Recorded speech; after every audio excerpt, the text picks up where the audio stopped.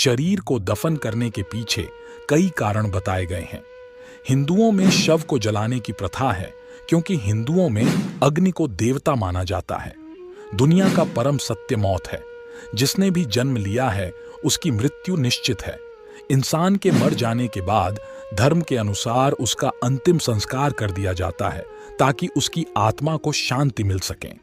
जैसा कि हम जानते हैं कि मृत्यु के बाद कोई शव को जला देता है तो कोई उन्हें दफना देता है, वहीं कुछ लोग ऐसे भी होते हैं जो शव को जीवों द्वारा खाने के लिए भी छोड़ देते हैं।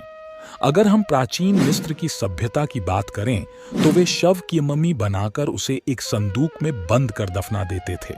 ऐसा वे इसलिए करते थे क्योंकि उनका ऐसा मानना था कि शरीर त्यागने के बाद आत्मा इधर उधर भटकती रहती है।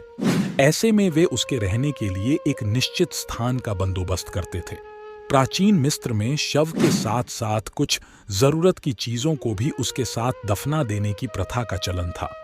इनमें उनकी मनपसंद चीजें, जरूरी वस्तुएं और तो और उनके नौकरों को भी दफना दिया जाता था, क्योंकि ऐसी मान्यता थी कि जब आत्मा किसी दूसरे शरीर में पुनर्जन्म लेगी तब वह इन सारी वस्तुओं का इस्तेमाल कर सकेगी। मिस्र के बाद यूनानी एवं रोमन सभ्यताओं का दौर आया। वे शरीर को दफनाने की जगह उसे जलाने की प्रथा का पालन करने लगे।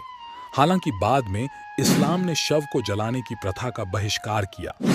शरीर को दफन करने के पीछे कई कारण बताए गए हैं। सबसे पहले इसे विदाई देने का सबसे साफ एवं सुरक्षित तरीका बताया गया है, क्योंकि मरने के बाद बॉडी को दफनाने से वह धीरे धीरे मिट्टी में मिलकर प्राकृतिक रूप से खत्म हो जाता है।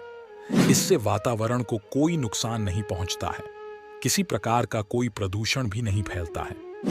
हिंदुओं में शव को जलाने की प्रथा है क्योंकि हिंदुओं में अग्नि को देवता माना जाता है।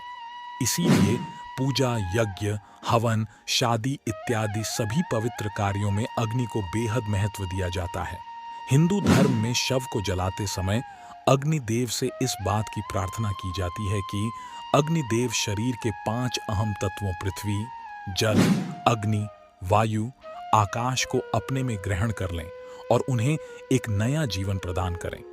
हिंदुओं के साथ साथ सिख और जैन धर्म में भी मृत्यु के बाद 24 घंटे के अंदर शव को जला दिया जाता है।